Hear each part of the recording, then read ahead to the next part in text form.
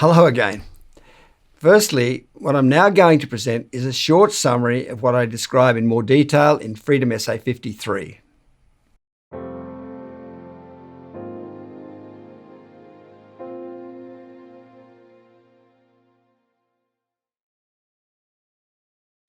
So, in the previous video, I put forward the argument that the human condition is a result of a clash between our instincts and conscious mind. What I now want to point out and talk about is that I'm not the first person to recognize that this clash is the cause of the human condition. As I describe in my book, Freedom, The End of the Human Condition, there have been many thinkers throughout history who have recognized that the answer to our angry and egocentric and alienated human condition lay in understanding that a clash must have occurred between our already established instincts and more recently emerged conscious mind.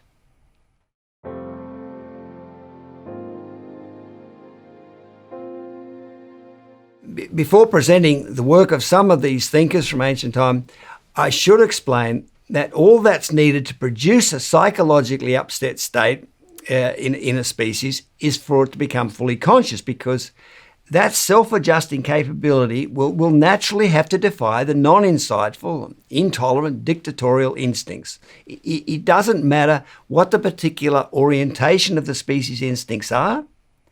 The fact that the instincts are non-insightful means that an upsetting clash with the insight-based, self-adjusting conscious mind simply has to occur. So irrespective of a species' instinctive orientation, if it develops a fully conscious mind, an upsetting battle has to occur between those instincts and the conscious mind. But importantly, this doesn't mean that the particular orientation of a species' instincts can't have an impact on the clash with the conscious mind. It can affect it very greatly, as it did when we humans became fully conscious. As pointed out in the second video of this series, we humans have cooperative and loving moral instincts, the voice or expression of which we call our conscience. Charles Darwin recognized our distinctive moral nature when he said that the moral sense affords the best and highest distinction between man and the lower animals.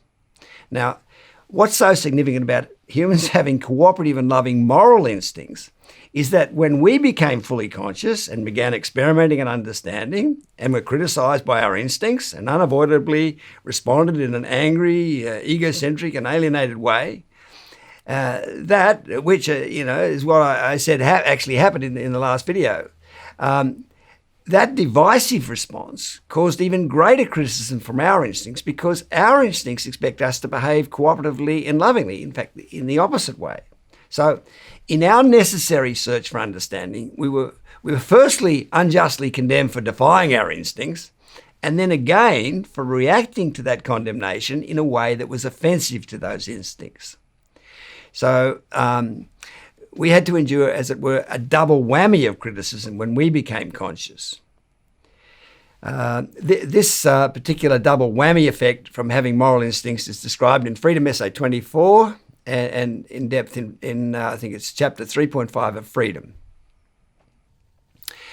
And as I'll talk much more about shortly, our conscious mind's terrible double whammy of pain for having offended our species' particular moral instincts is the core reason for the underlying frustration and anger in our behaviour, and also for the immense guilt and insecurity that has necessitated we adopt the patently dishonest savage instincts excuse that I described in the second video.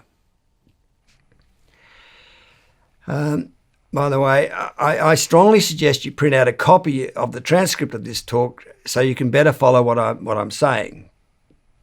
And you also might have to watch or listen to it a few times to take it all in, because it's all logical and straightforward what I'm saying, but there is a bit to think about.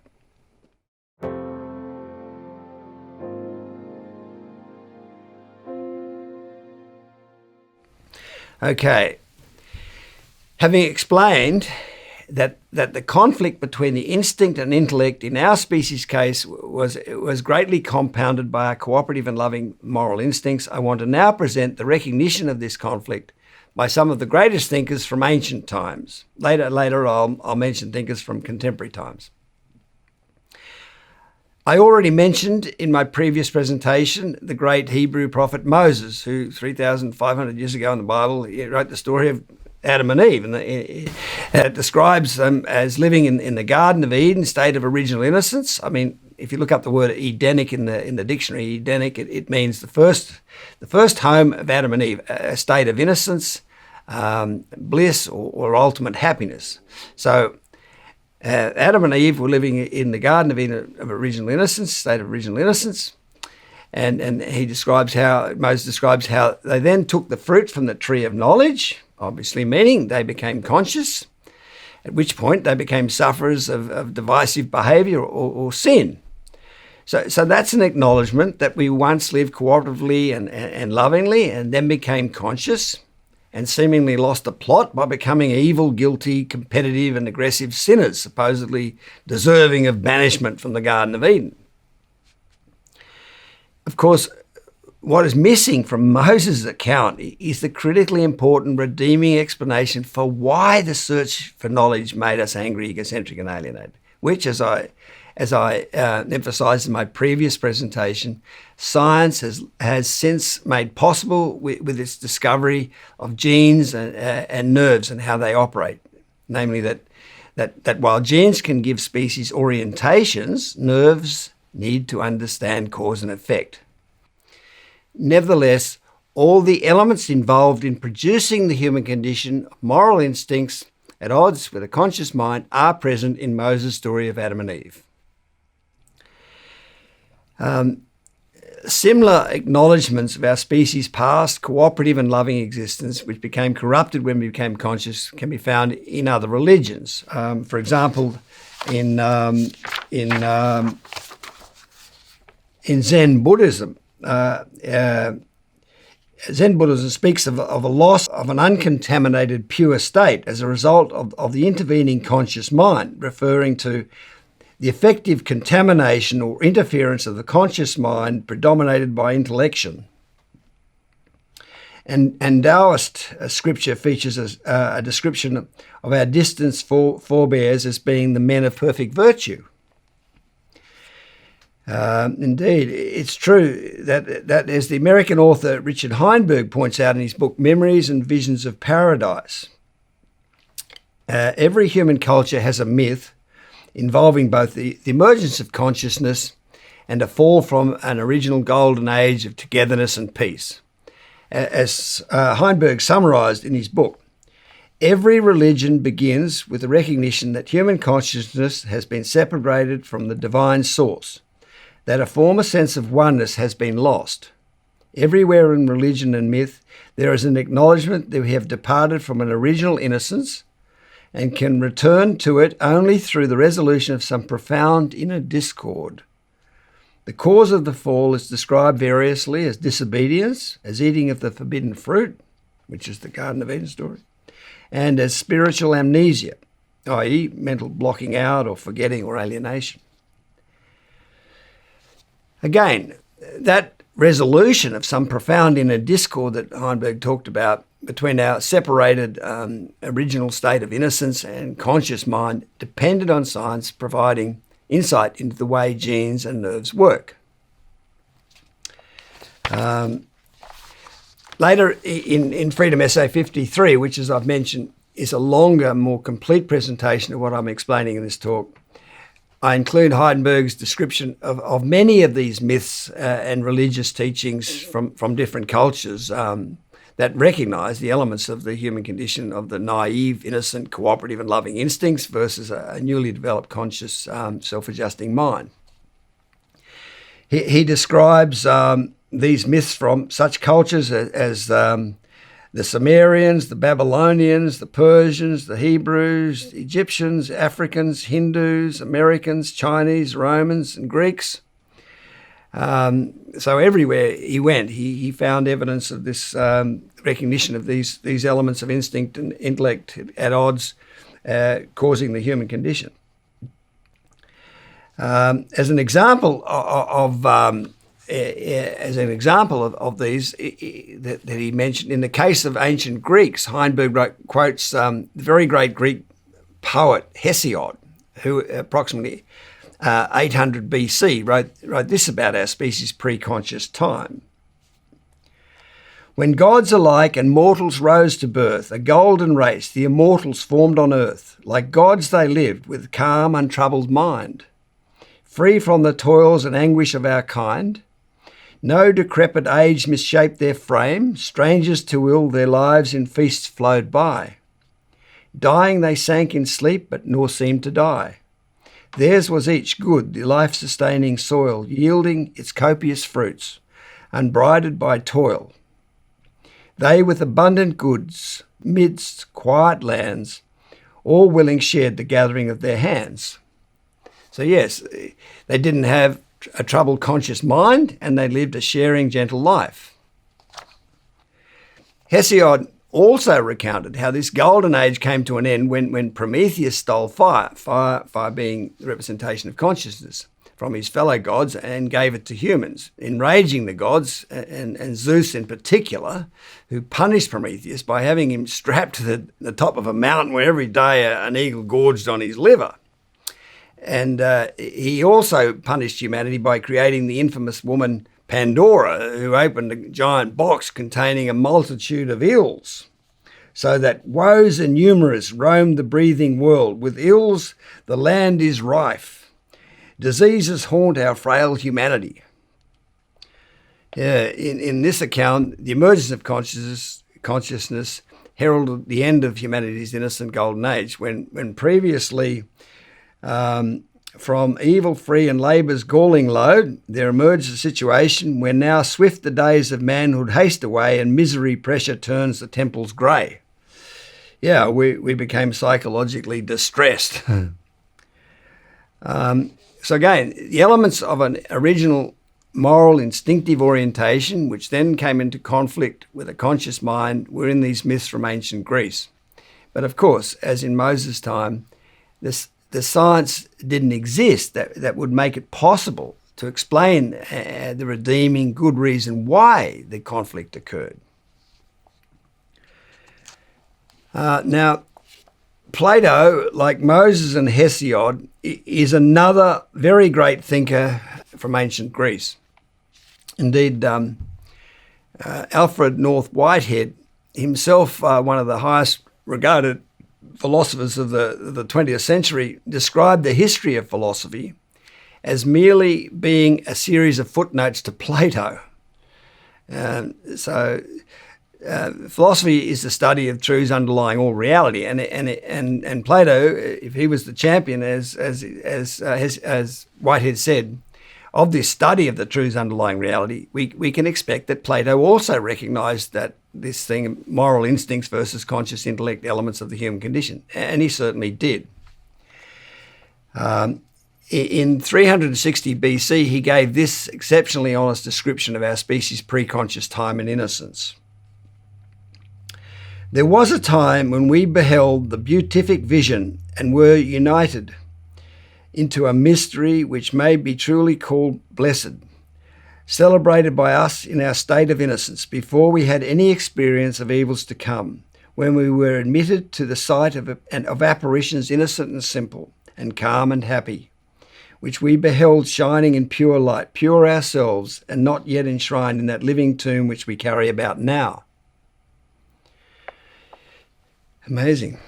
Plato also gave this other honest description of our innocent golden age in our species past. He wrote of a time when we lived a blessed and spontaneous life, where neither was there any violence or devouring of one another, or war or quarrel among them.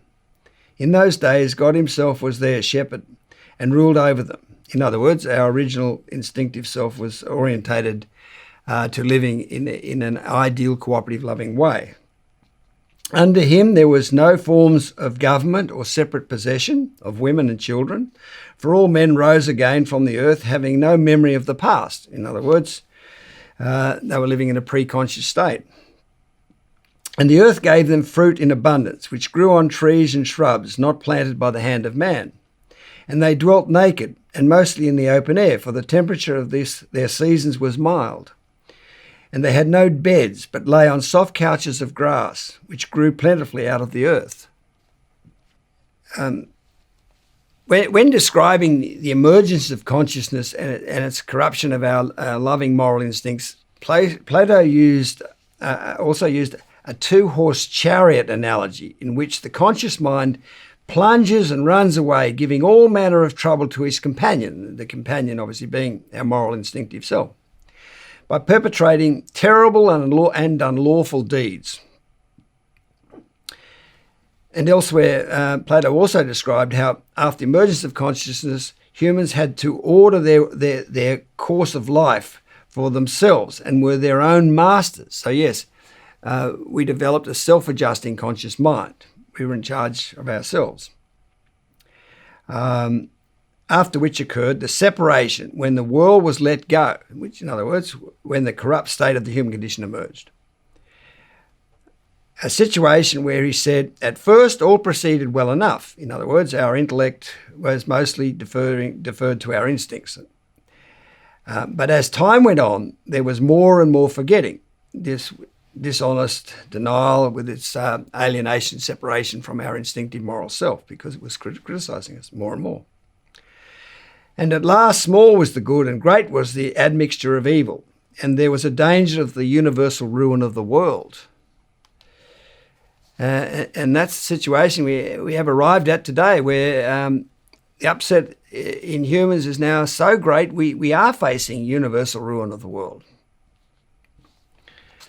So see, if you print out a copy of the transcript, you can follow it like I am. Obviously, living at a time like Moses and Hesiod, Plato was unable to provide the redeeming instincts. The instincts can orientate, but only nerves can understand good reason why we departed from innocence and seemingly, as he described it, became evil or bad people. He didn't have the benefit of science to explain that we're actually good and not bad.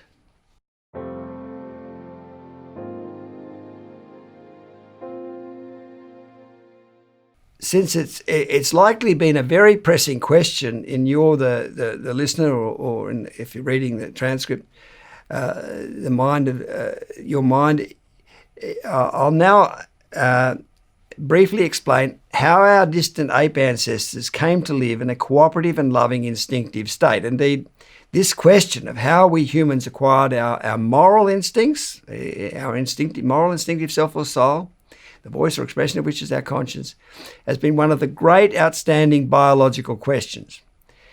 And the reason it has been such a huge question for us biologists is because we know that genes normally cannot select for unconditionally altruistic, selfless traits, simply because such traits tend to self-eliminate and so normally can't become established. I mean, by all means, you can be selfless towards me and sacrifice your genes, but I'm not about to be selfless towards you and sacrifice my genes for you. So this process of natural selection dictates that selfish opportunism will supposedly always exploit selflessness. So how could such a selfish process as natural selection possibly have created such a loving selflessness in us? So that's the key biological question. One of the key biological questions. Now, as I explain in much greater detail in Freedom Essay 21, the way it was achieved in our forebears was through nurturing. Okay. So how did nurturing achieve this wonderful, cooperative, loving state? To explain what is so significant about a mother's nurturing of her offspring, I first need to point out that a mother's maternal instincts to care for her offspring is selfish because she is ensuring the reproduction of her genes by looking after her offspring, who obviously carry her genes. So maternalism is a selfish trait, which, as I just said, genetic traits normally have to be for them to reproduce and carry on to the next generation. However, and this is all important, if we think about it, from the infant's perspective, maternalism does have the appearance of being selfless. From the infant's perspective, it is being treated unconditionally selflessly. The mother is giving her offspring food and warmth and shelter and support and protection for apparently nothing in return. So if we think about it, it follows that if the infant can remain in infancy for an extended period and be treated with a lot of seemingly altruistic love from its mother, it will be indoctrinated with that selfless love and grow up and behave accordingly. As I explain much more in detail in Freedom Essay 21, selfish maternalism can train an infant in altruistic selflessness. And if we think about primates, being semi-upright from living in the trees, swinging through the branches, and thus having their arms free to hold a dependent infant, it's clear that they are especially facilitated to support and prolong the mother-infant relationship, and so develop this nurtured, loving, cooperative behaviour. In fact, the bonobo variety of chimpanzee that lives south of the Congo River are extraordinarily matriarchal or female role focused and extraordinarily nurturing, as these photos illustrate. You can see the mother's attentiveness, and they're absolutely doting on their infants and so immersed in them. They're wonderfully nurturing. And as a result of this nurturing, bonobos are the most cooperative and loving of all primates, which these quotes that I'll now read evidence. So this is a quote from Barbara Bell, who's a bonobo zookeeper. Adult bonobos demonstrate tremendous compassion for each other. For example, Kitty, the oldest female, is completely blind and hard of hearing. Sometimes she gets lost and confused. They'll just pick her up and take her to where she needs to go. This is another quote from Sue Savage-Rumbaugh, a primatologist. Bonobo life is centred around the offspring. Unlike what happens among chimpanzees, all members of the bonobo social group help with infant care and share food with infants. If you're a bonobo infant, you can do no wrong. Bonobo females and their infants form the core of the group. And this is a quote from one of the filmmakers of the French documentary Bonobos. They're surely the most fascinating animal on the planet. They're the closest animals to man. Once I got hit on the head with a branch that had a bonobo on it. I sat down and the bonobo noticed I was in a difficult situation and came and took me by the hand and moved my hair back like they do. So they live on compassion, and that's really interesting to experience. There's amazing quotes. Now this is a quote from bonobo researcher Vanessa Wood's first-hand account of bonobos' unlimited capacity for love. I mean, she's studying them in the Congo Basin. Bonobo love is like a laser beam. They stop, they stare at you as though they have been waiting their whole lives for you to walk into their jungle. And then they love you with such helpless abandon that you have to love them back. You have to love them back. It's extraordinary how loving they are. And bonobos are genetically our closest living relatives. So we can see that bonobos provide the perfect evidence for how our distant ape ancestors became cooperative and loving. You can read a lot more about the amazing nurtured cooperativeness in bonobo life in Freedom Essay 21. This picture of a group of bonobos resting on a grassy glade perfectly equates with the description that Plato gave earlier about what life was like for humans back in the golden age of nurtured togetherness. And so this is this photograph. It has all these bonobos sitting on some grass. And what did Plato say? And they dwelt naked and mostly in the open air, for the temperature of their season was mild, and they had no beds, but lay on soft couches of grass, which grew plentifully out of the earth. I mean, clearly, we have perfect instinctive memory, if we don't choose to deny it, of what life was like before the fall, because Plato didn't know about the existence of bonobos, and yet knew exactly what our bonobo-like life was like before the fall. Extraordinary. Your next question may well be, but why haven't I heard about this reasonably obvious nurturing explanation for humans' moral nature before now? Well, just like the obvious truth that our species once lived cooperatively and lovingly, this truth that we acquired our moral instincts through nurturing has been an unbearable truth, while we couldn't explain why we humans became competitive, aggressive, and as a result lost the ability to adequately nurture our offspring with unconditional selflessness or love. I mean, the truth of our species' Edenic, cooperative, innocent and loving past, and this truth that nurturing is what made us human, have both been impossible truths to accept, while we couldn't truthfully explain the human condition. Explain why our species became corrupted and lost the ability to fully nurture our offspring, its offspring. I mean, as people often say, parents would rather admit to being an axe murderer than a bad mother or father. Again, Freedom Essay 21 describes how nurturing gave us our moral instincts, and also the scientist who dared to admit it.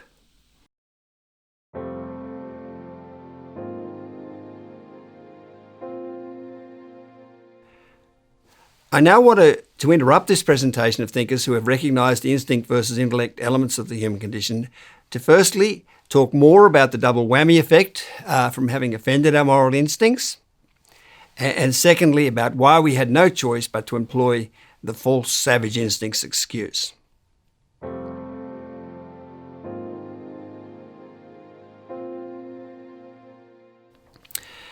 What I want to add to what I said about the double whammy we conscious humans have had to endure, which was for firstly being condemned for defying our instincts, and then again for responding to that condemnation in an angry, egocentric and alienated way that further offended our particular moral instincts, are the consequences of never having accepted that we deserved all this condemnation.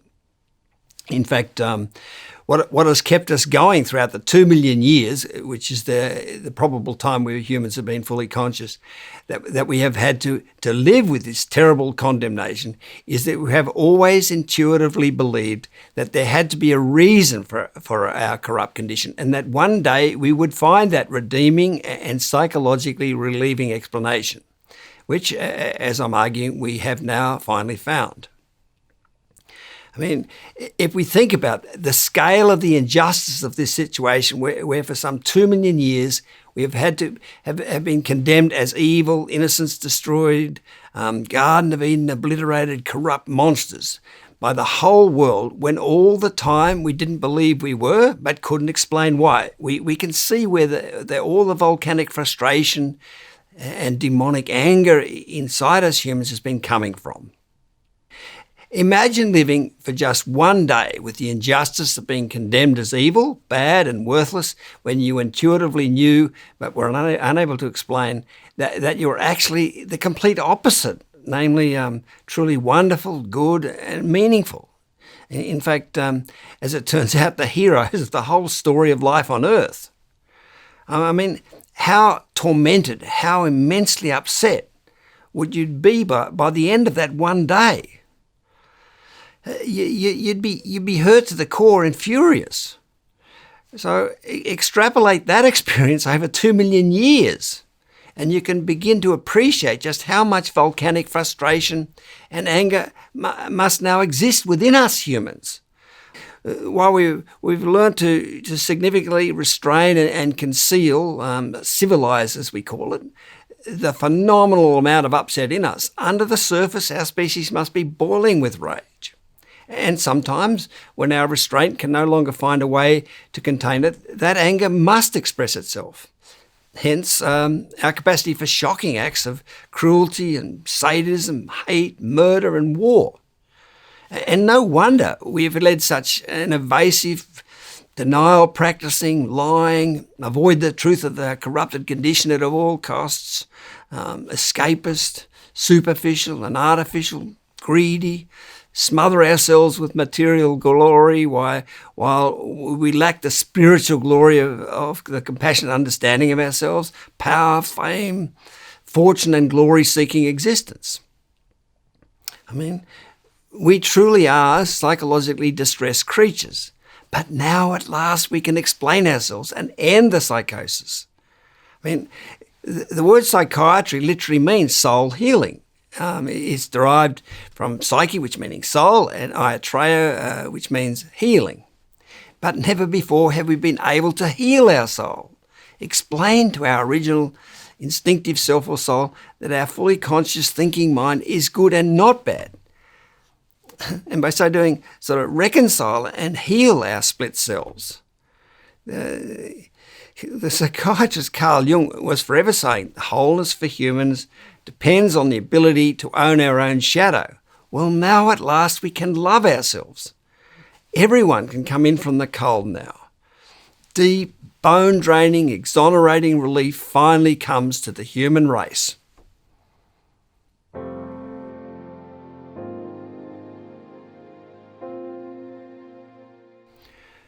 Not only did the injustice of our situation cause volcanic frustration and anger in us, the shame and guilt and insecurity from seeming to be vile, evil, innocence-destroying creatures also necessitated that we find some excuse for our corrupted condition while we search for the real reason for it.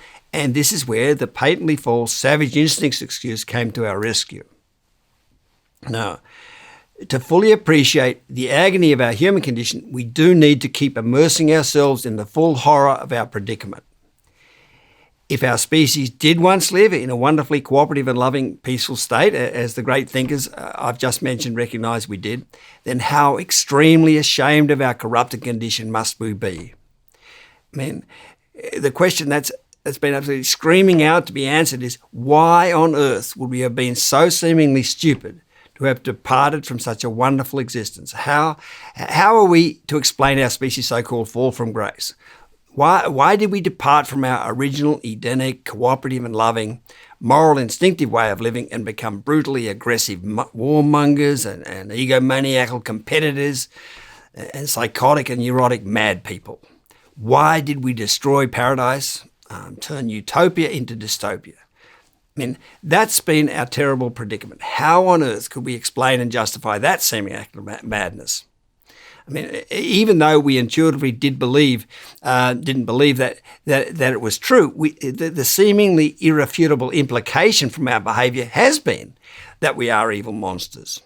So clearly, trying to live with the implication that we are evil, worthless monsters, has been unbearable, which means it was absolutely imperative that we find some relieving excuse for our corrupted condition while we waited for the actual explanation for it to be found.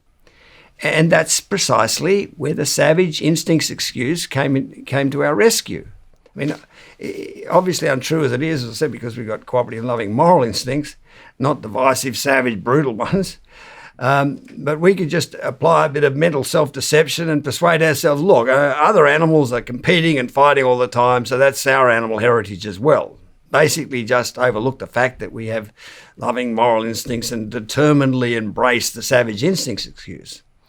I mean, unsurprisingly, really, if you think about it, given the agony of our predicament, when we humans become psychologically cornered, any excuse will do. We just need to come up with one. And that's what we did with the savage instincts excuse. Again, as I said in the second video of the series, this excuse that we have savage animal instincts that are driven by the need to reproduce our genes like other animals is the excuse that virtually everyone's been using for our competitive, selfish and aggressive human condition-afflicted behaviour.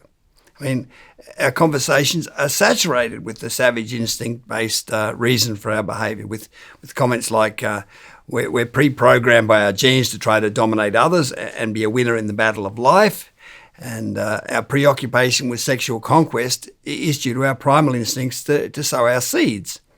And men behave abominably because their bodies are flooded with must reproduce their genes promoting testosterone. And we want a big house, but because we are innately territorial.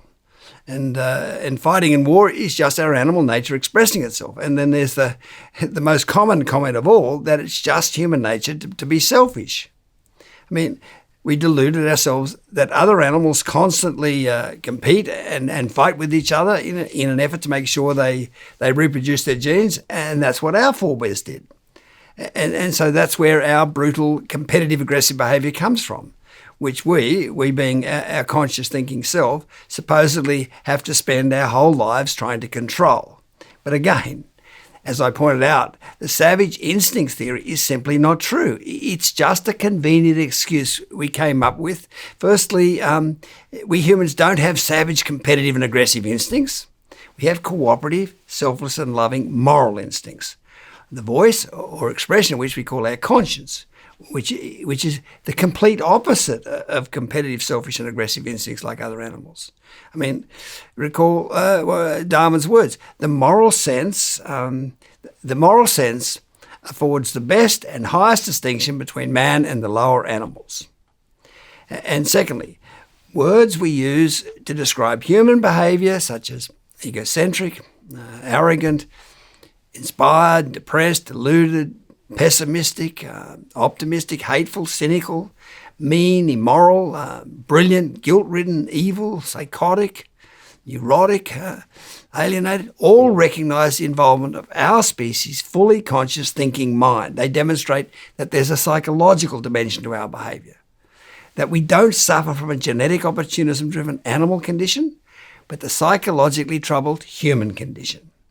And further, if we do have cooperative, selfless and loving moral instincts, which as Darwin said, we do, and not competitive, selfish and aggressive ones like other animals, then those cooperative and loving instincts must have come from a time when our forebears, presumably our distant ape ancestors, lived cooperatively, selflessly and lovingly. And in fact, our ape ancestors did live cooperatively, selflessly and lovingly. And has now been explained, it was through nurturing, like the bonobos practice, that they managed to achieve that wonderful, gentle, sharing, cooperative and peaceful way of living that Moses and Hesiod and Plato and many other great thinkers of old recognised they did live like. But as I've emphasised, the immense problem we have had with this truth that our ancestors were cooperative and loving is that it has been absolutely unbearably condemning of our present corrupted condition, which means we simply had to find a way to deny it, which again is where the savage instincts excuse came to our rescue. We do have to bottom out on how diabolical our situation has been. It wasn't until science revealed the difference between instinctive orientations and conscious understandings that we were finally in a position to explain the real reason for our competitive and aggressive behaviour. So, until we found out about nerves and genes and how they work, every time we thought truthfully about our corrupted, innocence destroyed, Garden of Eden obliterated, human condition afflicted situation, the only conclusion we could come to was that we must be evil monsters. Without the ability that science has given us to explain about nerves and genes, we were completely stuck. Absolutely having no ability at all to truthfully explain ourselves. Now, if you think about it, science has only found out about the existence of genes and nerves and how they work in the last 160 years or so. I mean, since Darwin came up with he's published his theories about natural selection. That's a staggering amount of time. We fully conscious humans have had to live on this earth without the ability to truthfully explain ourselves, which is some 2 million years, in fact, because that's the approximate time we've been fully conscious. So now we can see how important it was to deny our ancestors lived cooperatively and lovingly, and instead to delude ourselves they were savage brutes trying to reproduce their genes like other animals. Because without that denial and that excuse, we simply wouldn't have been able to live with ourselves. Throughout all that time, those 2 million years. We can also now see what an absolutely incredible relief it is to finally be able to have the real reason for our corrupted condition and no longer have to carry on, the charade of believing in this false savage instincts excuse. And there's not only the relief of no longer having to lie like fools, this true understanding that we now have of the human condition allows every human to no longer have to live in a defensive and retaliatory, egocentric and and aggressive existence, we can be transformed to living free of the human condition, which is just the most fabulous change that Tony Gowing is going to describe in the next video. And I'll further describe it in Freedom Essay 15. So there's really no comparison between life we've had to live up to the present, now that we can finally explain the human condition truthfully, and what our existence has been like up till now, unable to truthfully explain ourselves and defend our corrupted condition. We had to wait for science to find out about nerves and genes that finally make clarifying, redeeming, exonerating explanation of our lives possible.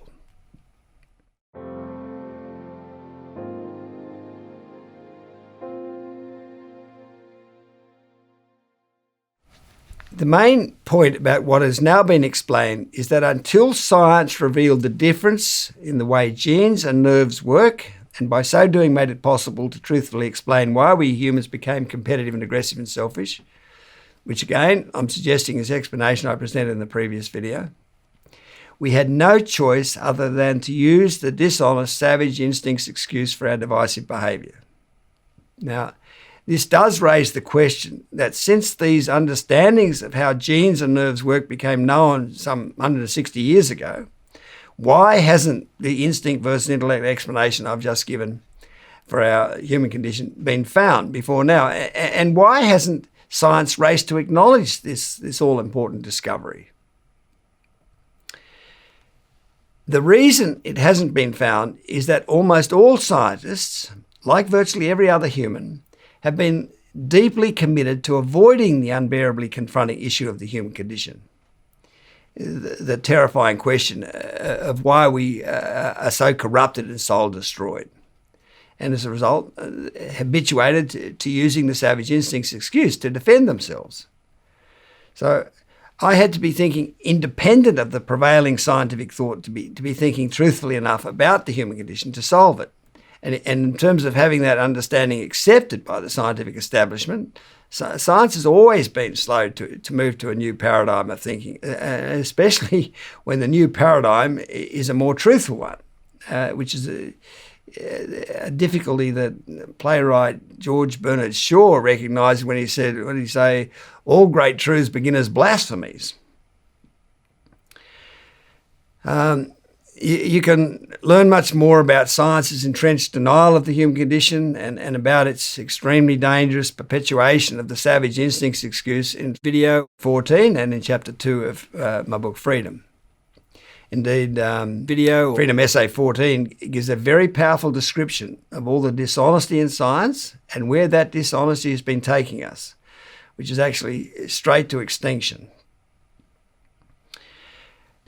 So that brings us to the main point of this presentation, which is that you will know that the explanation of the human condition that I put forward is the true explanation, because if we think truthfully about the human condition, instead of dishonestly living in denial of it, as virtually everyone, including scientists have been doing, then it becomes apparent that the instinct versus intellect explanation is the completely obvious, fully accountable, and thus true explanation of our divisive behaviour.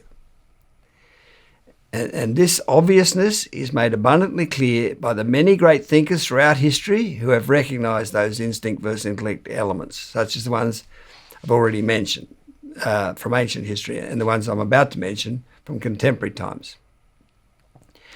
As you will see, while none of these thinkers has managed to fully explain the human condition, in some cases because in their time science had yet to reveal the nature of the gene and nerve-based learning systems, all of them recognise the key ingredients involved in that honest and true explanation of our conscious mind being at odds with our instincts.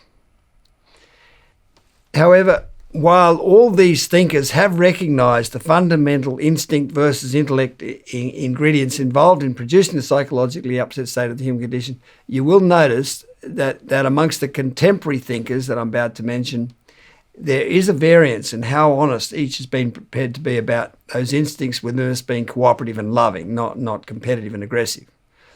Not all contemporary thinkers that I'm going to mention have been able to acknowledge the truth of our cooperative and loving past, because the more upset and angry and egocentric the human race became through this historic search for knowledge, the more unbearably confronting the truth of our past state of innocence obviously became as well.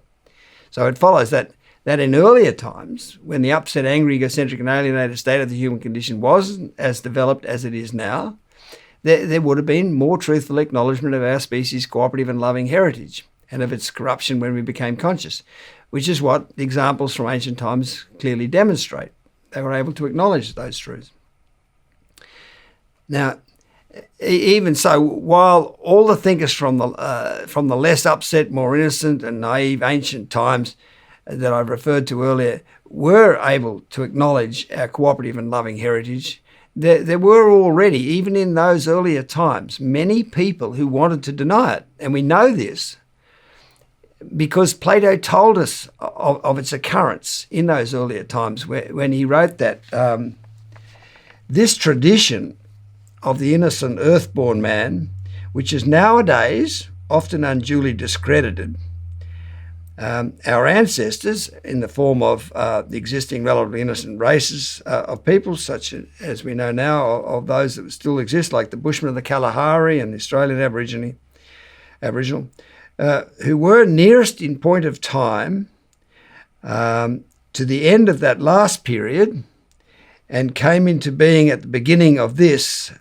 new period, a more upset period, to us the heralds of that earlier innocent age. Of course, being members of modern humans, Homo sapiens sapiens, the Bushmen and the Aboriginals are still going to be full of upset compared to our distant, original, fully innocent, bonobo-like ancestors.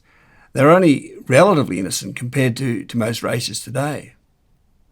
So even in Plato's time, he says there was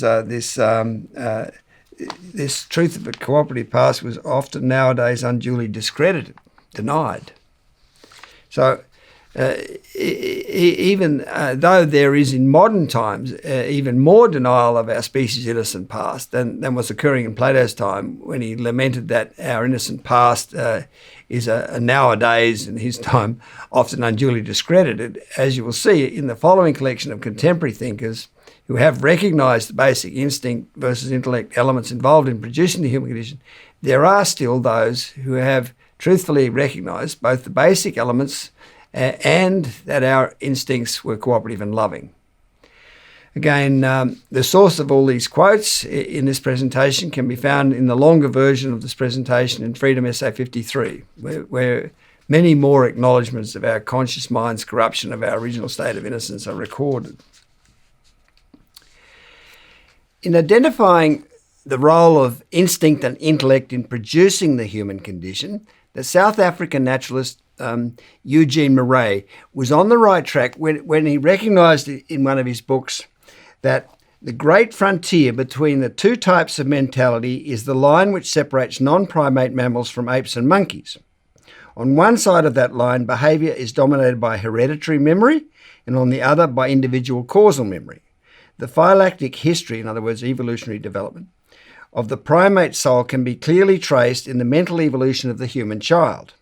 The highest primate man is born an instinctive animal. All of its behaviour for a long period after birth is dominated by the instinctive mentality. It has no memory, no conception of cause and effect, no consciousness. As the new soul, the soul of the individual memory, slowly emerges, the instinctive soul becomes just as slowly submerged. For a time, it is almost as though there was a struggle between the two. Murray also recognised that the instinct is incapable of deviation from a certain fixed way of behaving. This inherited memory is in every respect a terrible tyrant. He further realised that the so-called subliminal soul in man, the subconscious mentality, is none other than this old instinctive mentality, animal instinctive mentality, which has been put out of action by the new conscious mentality. So we can recognise much of the Adam Stalk analogy that I used to explain the human condition in the previous video in Murray's description. of becoming conscious, and as consciousness emerged, a struggle, as he described it, with the inflexible tyrannical instincts erupting. We can see that Murray not only acknowledged the elements of instinct and conscious intellect involved in the human condition, he was considering how the two elements actually interacted. I mean, had he pursued and developed his insight into the emerging struggle between the inflexible tyrannical instinctive soul or hereditary memory and the new conscious cause and effect based memory, he could have realised, as I did, that the good reason why the conscious intellect had to defy the tyrannical instincts was because the conscious mind had to search for understanding of cause and effect. And further, that it was that particular guilt-producing struggle that caused the upset, competitive and aggressive and selfish, corrupted human condition. So that's an amazingly honest and penetrating analysis by Murray of the origin of our corrupted human condition. The next person whose work I want to look at is Sir Lawrence van der Post, whose life and work you can read a lot more about in Freedom Essay 51. Sir Lawrence wrote extensively about the relatively innocent Bushman people of the Kalahari Desert of South Africa. And what is relevant here is that Sir Lawrence, who I regard as the preeminent philosopher of the 20th century, and who, like Murray, was from South Africa, had an honest, denial-free ability to acknowledge the involvement of our moral instincts and corrupting intellect in producing the upset state of the human condition. As we can see from this passage from Sir Lawrence's writing, he bravely acknowledged that before the dawning of individual consciousness, humans did live in a state of togetherness, a state that he said we have an unappeasable homesickness at the base of the human heart to return to. So this is what he wrote. This shrill, brittle, self-important life of today is by comparison a graveyard, where the living are dead and the dead are alive and talking through our soul in the still, small, clear voice of a love and trust in life that we have for the moment lost. There was a time when all on earth and in the universe were still members and family of the early race, seeking comfort and warmth through the long, cold night before the dawning of individual consciousness, in a togetherness which still gnaws like an unappeasable homesickness at the base of the human heart. I mean, that's just wonderful. In an even more explicit reference, Sir Lawrence also recognised the actual war that exists between our originally innocent instinctive self and our newer conscious intellect, writing that I spoke to you earlier of this dark child of nature, this other primitive man within each of us, with whom we are at war with in our spirit. We can see that while Sir Lawrence was able to clearly recognise the war between our original innocent, instinctive, soulful child of nature, our newer sort of individual conscious intellect or spirit, he didn't provide the critically important reconciling and redeeming good biological reason for why the war occurred. I should note that in recognising the relative innocence of the Bushman people of the Kalahari, Sir Lawrence defiantly rebelled against the practice of denial of the truth that we humans did once live in an upset-free innocent state prior to the emergence of the human condition. For example, he wrote that there was indeed a cruelly denied and neglected first child of life, a Bushman in each of us. He even described the relative uncorrupted harmony and sensitivity of the more innocent state of the Bushman, writing that he and his needs were committed to the nature of Africa and to the swing of its wide seasons as a fish is to the sea.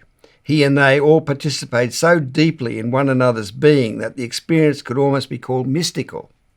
For instance, he seemed to know what it actually felt like to be an elephant, a lion, an antelope, a stenbuck, a lizard, a striped mouse, a baobab tree, to mention only a few of the brilliant multitudes through which he so nimbly moved.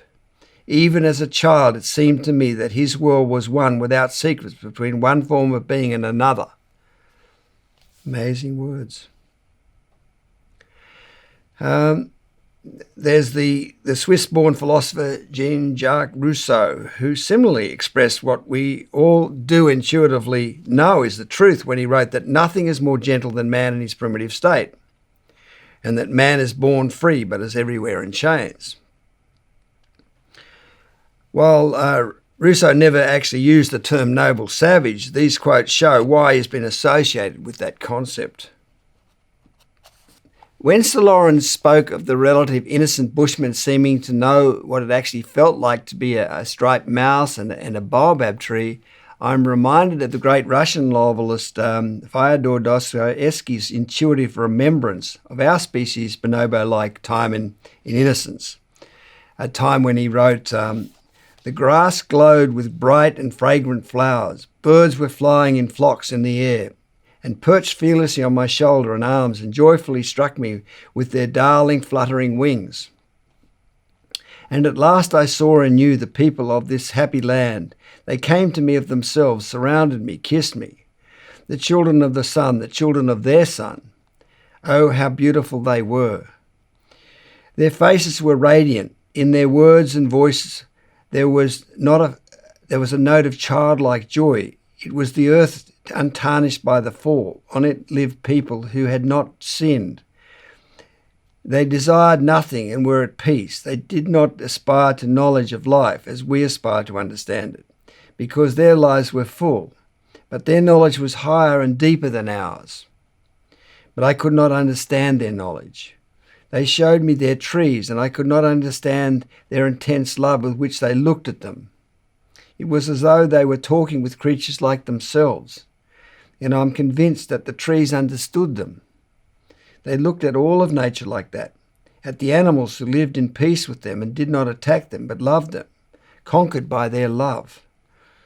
There was no quarrelling, no jealousy among them, for they all made up one family." This description of being conquered by love is so like what the bonobo researcher Vanessa Woods said about bonobos earlier, isn't it? She said, "Bonobo love is like a laser beam. They stop, they stare at you as though they've been waiting their whole lives for you to walk into their jungle. And then they love you with such helpless abandon that you love them back. You have to love them back." Again, we see how accurate our memory is, if we don't deny it, of what life was like before the fall. Another Russian philosopher, Nikolai Berdyaev, also bravely acknowledged and wrote that the memory of a lost paradise of a golden age is very deep in man. He was also approaching the truth about the actual cause of the human condition when he wrote that man is an irrational, paradoxical, essentially tragic being in whom two worlds, two opposite principles are at war. And in describing those two principles, he also wrote that the human soul is divided. An agonizing conflict between opposing elements is going on. The distinction between the conscious and the subconscious mind is fundamental to the new psychology. It surely is. So it's all there, the instincts at war with the intellect. But again, what's missing is the reconciling explanation of what is actually, it is about the distinction between the conscious intellect and subconscious mind that causes them to be in agonizing conflict.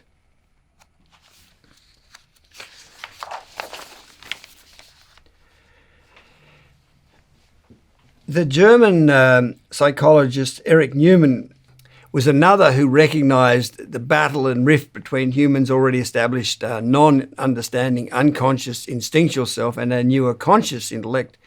In his 1949 book, The Origin and History of Consciousness, he wrote that whereas originally the opposites could function side by side without undue strain and without excluding one another, now with the development and elaboration of the opposition between conscious and unconscious, they fly apart. That is to say, it is no longer possible for an object to be loved and hated at the same time. Ego and consciousness identify themselves in principle with one side of the opposition and leave the other in the subconscious, either preventing it from coming up at all, i.e. consciously suppressing it, or else repressing it, i.e. eliminating it from consciousness without being aware of doing so. Only deep psychological analysis can then discover the unconscious counterposition. Yes, When we destroyed the Garden of Eden state of original innocence, we were so ashamed we repressed awareness of its existence to the extent that it's now only part of our subconscious awareness. And yes, only out of Plato's cave of denial type deep psychological analysis, which necessarily is what I'm practicing in all these presentations, can truthfully acknowledge its existence. We can see that despite Newman's description of the conflict between instinct and intellect, the key question persists of why did the elaboration of the conscious self cause it to fly apart from the unconscious instinctive self? In the 1950s, the American neurologist Paul MacLean developed his theory of the Triune Brain, which states that humans are a mentally unbalanced species because of an inadequate coordination, he said, between our emotional old brain and cognitive new brain. He proposed that humans have not one brain, but three, each originating from a different stage in our evolutionary history. He said that the inner original reptilian brain, which he said tends to be rigid and compulsive, and then there's the middle limbic brain, which he said comprises the amygdala and hypothalamus and hippocampus, and is prominent in lower mammals, and is concerned with emotion and instincts. And thirdly, he said there's the outer cerebral cortex brain of higher mammals, which is concerned with reason, invention, abstract thought. He wrote that the three evolutionary formations might be imagined as three interconnected biological computers, each with having its own special intelligence, its own subjectivity, its own sense of time and space, and its own memory, motor and other functions. Because of the independence between these three brains, MacLean saw them as frequently being dissociated and in conflict. But again, he's failed to explain what it is about the different intelligences and resulting subjectivities and senses of time and space and memories that actually causes the conflict between these two particular brains. And then there's the British science philosopher Arthur Koestler, who referred to Paul MacLean's concept that the brain explosion in humans gave rise to a mentally unbalanced species in which old brain and new brain, emotion and intellect, faith and reason were at loggerheads. Koestler claimed that as a result of an inadequate coordination between these two areas of the brain, the rational neocortex and the instinctual hypothalamus, man had somehow acquired the unique murderous delusional streak that propelled him inevitably to murder, to torture and to war.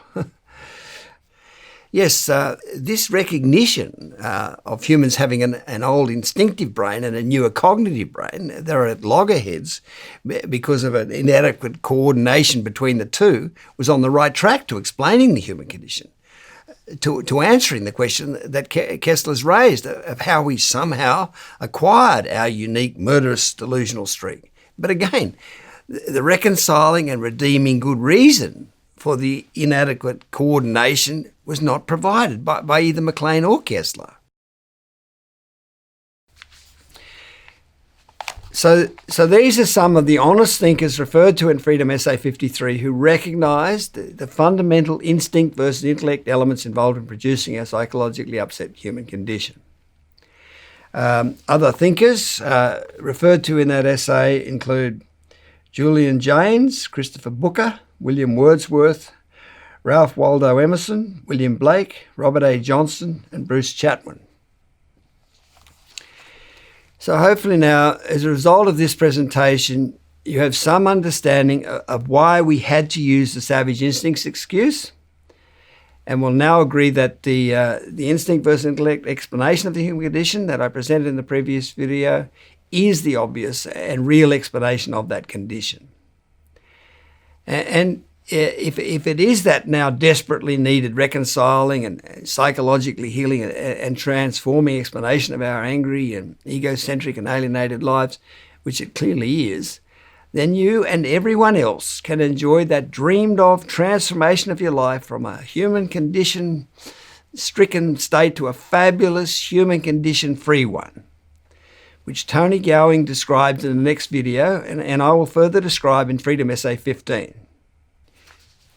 Yes, the unappeasable homesickness at the base of the human heart for the togetherness that existed before the dawning of individual consciousness, that Sir Lawrence van der Post wrote so wonderfully and truthfully about, can finally be appeased. As the poet T.S. Eliot accurately described our human journey from ignorance to enlightenment, we shall not cease from exploration, and the end of all our exploring will be to arrive where we started and know the place for the first time. So now, please watch Tony Gowing describe the fabulous transformed life that's now available for everyone.